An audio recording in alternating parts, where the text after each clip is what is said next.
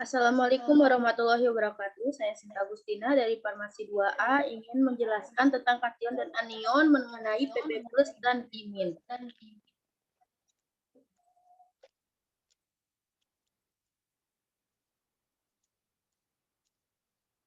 Pendahuluan. Kation adalah ion bermuatan positif yang kehilangan satu atau lebih elektron karena tertarik ke katode. Contoh timbal Pb+. Timbal merupakan atau disebut juga pelumbung atau timah hitam adalah unsur kimia dilambangkan Pb dengan nomor atom 82. Unsur ini merupakan logam berat dengan massa jenis yang lebih tinggi daripada banyak bahan yang disebut sehari-hari. Ion adalah atom atau sekumpulan atom yang bermuatan positif. Anion adalah ion yang bermuatan negatif menangkap satu atau lebih elektron karena dia tertarik menuju anode.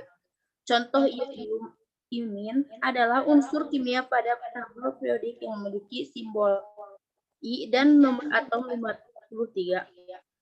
Unsur ini diperlukan oleh hampir semua makhluk hidup. Iodin adalah halogen yang reaktivitasnya paling rendah dan paling bersifat elektropositif.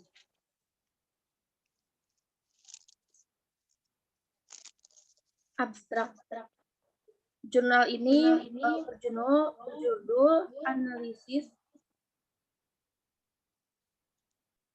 analisis kandungan timbal Pb pada ikan bakar yang dijual di pinggir jalan di Desa Kali 1, Kabupaten Minahasa, Provinsi Sulawesi Utara. Ikan bakar merupakan salah satu makanan yang banyak digemari oleh masyarakat khususnya di Sulawesi Utara karena rasanya yang enak, lapis, aromanya yang menggoda, dan harganya murah. Tapi masyarakat belum banyak mengetahui keamanan dan kualitas ikan bakar tersebut untuk dikonsumsi.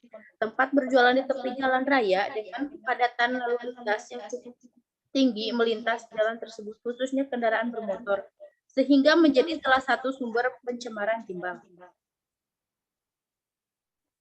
Batas maksimum cemaran logam. Batas maksimum cemaran logam berat dalam pangan olahan pada kategori pangan, ikan dan produk perikanan termasuk moluksa, krustase, dan echinodermata serta amfibi dan reptil yaitu 0,20 ppm.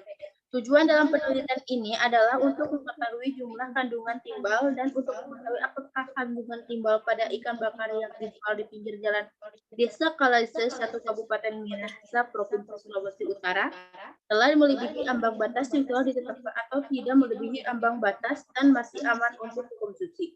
Populasi dalam penelitian ini yaitu ikan bakar dan sampel dalam penelitian ini adalah ikan bakar yang dijual di pinggir jalan. Desa Kalaise 1 menggunakan purposive sampling yaitu 9 sampel. Penelitian ini menggunakan metode deskriptif observasional. Pemeriksaan sampel ikan bakar dilakukan di Balai Riset dan Standarisasi Industri Manado dengan menggunakan alat spektrometer 8 atom atau SSA.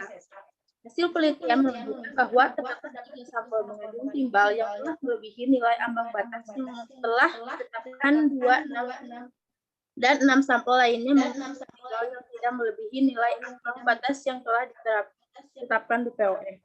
Dan Dinas Kesehatan dapat memberikan penyuluhan dan pengawasan pada pedagang ikan bakar terutama yang berjualan di jalan kendaraan. Kata kunci ikan bakar timbal grease price in the food that are popular. Kontaminasi timbal di lingkungan dapat terjadi pada makanan, air, udara, tanah, dan minuman. Timbal Pb merupakan salah satu logam yang pertama-tama dilebur dan digunakan untuk kepentingan industri. Seorang ahli botani dari Yunani, Nick Kanzer, menguraikan gejala sakit perut dan paralis atau kelumpuhan akibat keracunan timbal. Timbal dimulai digunakan sejak lama untuk pembuatan pipa air. Namun diketahui bahwa timbal putih yang dihasilkan dari penggunaan pipa air tersebut dapat membahayakan kesehatan manusia.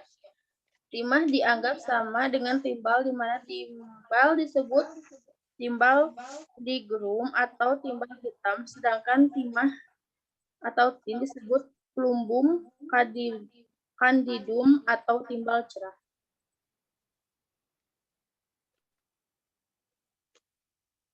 Metode penelitian. Penelitian ini menggunakan metode deskriptif observasional. Penelitian dilakukan pada pedagang ikan bakar di Selat Kalesai, 1 Kabupaten Minahasa, Provinsi Sulawesi Utara, dan di Balai Riset dan Studi Rosino Industri Manado pada bulan September sampai November 2019. Instrumen dalam pengumpulan data diperoleh dari hasil observasi langsung ke lokasi. Dalam observasi timbal pada ikan bakar digunakan 2 data, yaitu data primer dan data sekunder. Analisis data dari hasil pengukuran kandungan timbal atau PB pada ikan bakar diolah secara manual dan disajikan dalam bentuk tabel distribusi.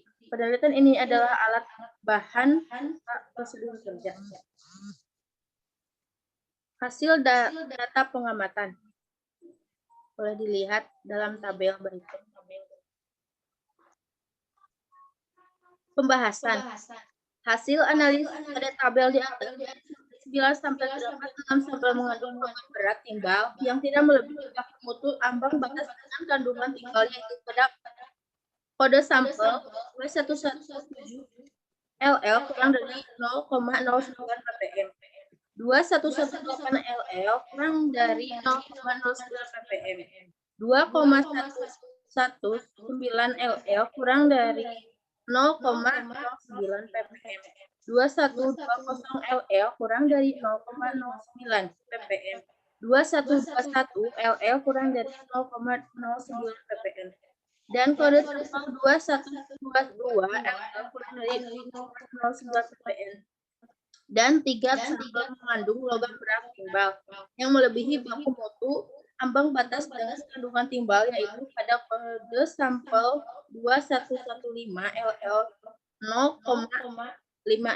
ppm, 2116 LL 0,81 ppm, dan pada kode sampel 2123 LL 0,68 ppm.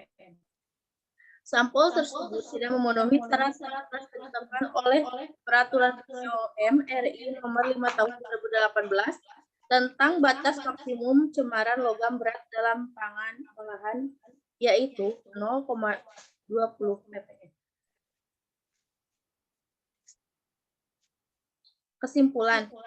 1. Hasil analisis dari 11 sampel terdapat logam berat timbal dengan jumlah kandungan timbal, yaitu pada kode sampel 2115 LL 0,56 ppm, 2116 LL 0,80 ppm, 2117 LL kurang dari 0,09 ppm, 2118 LL kurang dari 0,09 ppm, 2119 LL kurang dari 0,09 ppm, 2120 LL kurang dari 0,09 ppm, 2121 LL kurang dari 0,09 ppm, 2122 LL kurang dari 0,09 ppm, dan 2123 LL kurang 0,68 ppm.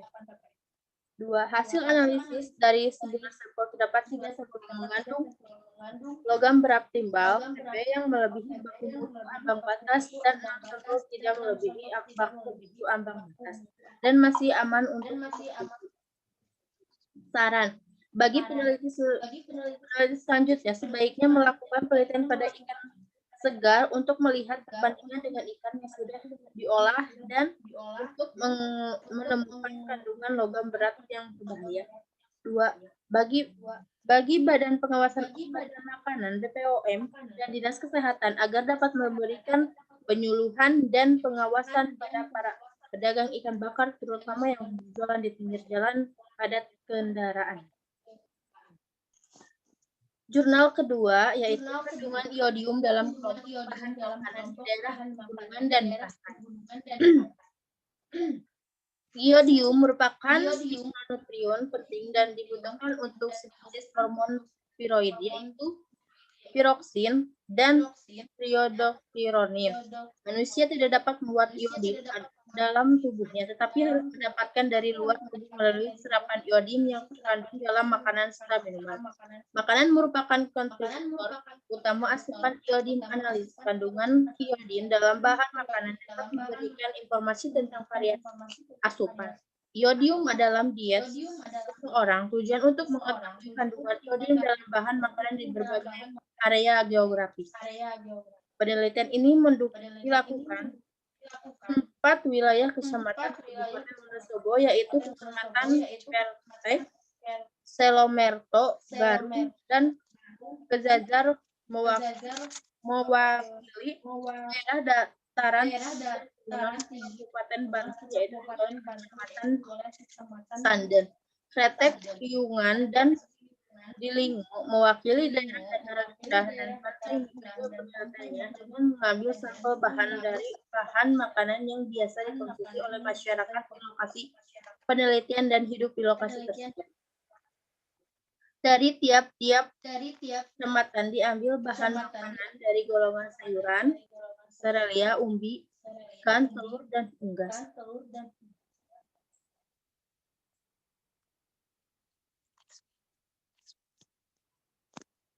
Pendahuluan. Iodium merupakan mikronutrien yang penting dan dibutuhkan untuk sintesis hormon tiroid, yaitu tiroksin dan triodotironin. Hormon tiroid mengatur beragam proses fisiologis dalam tubuh, termasuk oksidasi sel. Kebutuhan harian iodium adalah 90 per hari untuk usia 1-8 tahun. 180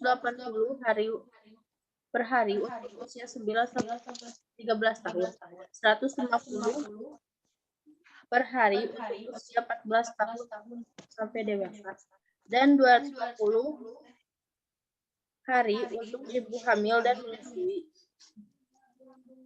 Manusia tak dapat membuat iodium dalam tubuhnya, tetapi harus mendapatkannya dari luar tubuh secara alamiah. 2. Kecamatan Kretek, Selomerto, Garung, dan Kejajar mewakili daerah dataran tinggi dan pegunungan serta Kabupaten Bantul, yaitu di wilayah Kecamatan Sanden, Kretek, Piungan, dan Dilingo mewakili daerah dataran rendah dan pantai. Sampel bahan makanan adalah bahan makanan yang biasa dikonsumsi oleh masyarakat di lokasi penelitian dan hidup di lokasi tersebut. Dari tiap-tiap kecamatan diambil bahan makanan berdasarkan golongan bahan makanan dalam daftar komposisi bahan makanan DKBM, yaitu dari golongan sayuran, serealia, umbi, ikan, telur, dan unggas, serta tanah dan air yang diambil langsung dari bahan pertanian setempat. Dari masing-masing golongan bahan makanan dipilih bahan makanan yang biasa dikonsumsi oleh masyarakat setempat. Sampel bahan makanan kemudian dipreparasi dengan menggunakan microwaves di BSIP. Selanjutnya dianalisis kandungan iodiumnya secara digital dengan metode spektrofotometri di Laboratorium Biokimia Balai Litbang Gaki Magelang. Selanjutnya hasil penelitian. Kabupaten Wonosobo mempunyai wilayah yang berada pada ketinggian 2.250 m di atas permukaan laut.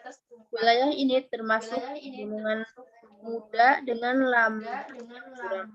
Badan tanah di Kabupaten Wonosobo dapat diklasifikasikan sebagai tanah andosa, tanah regosol, dan tanah padsolik. 112 Kabupaten Bantul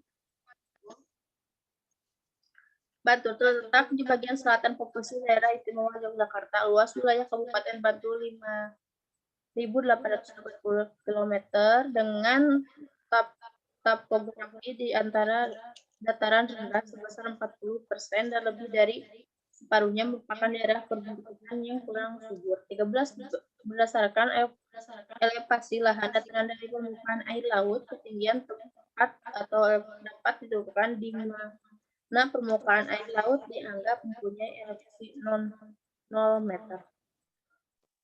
Kemudian ini tabel hasil penelitiannya. Kesimpulan, dalam menghitung asupan iodium di populasi diperlukan perhitungan kandungan iodium dalam bahan makanan dan jumlah bahan makanan yang dikonsumsi.